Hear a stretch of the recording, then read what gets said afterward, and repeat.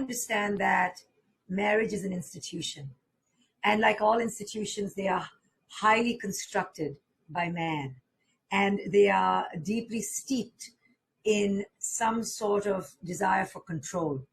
The institution of marriage was started because of a need for the ownership of property, women and children.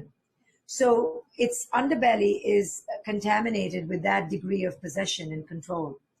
It's an institution that now has become part of culture in such a way that our identity gets tied up with it. We believe it's another box we need to check, without which we are lesser than in some way. We have been so conditioned by culture to feel that we are going to miss out on something, or a piece of ourselves is not complete unless we belong to another, owned by another, possessed by another. We wear rings to show that I belong. We want our partners to wear rings to show that they belong. That means, hey, other people, hands off, eyes off, don't touch, don't connect. You can only love one person. And if you really think about it in a big spiritual transcendent way, that's kind of insane, isn't it? Because what you're doing with that, binding to another human being in a very tight, controlled, rule-based relationship, you can test this, because when anyone breaks the rules in a marriage, that's when hell breaks loose, and there is no more love in question. It's all about fidelity and loyalty and betrayal and honesty. But what about love? What about the person who needed to leave the relationship because they were going through something?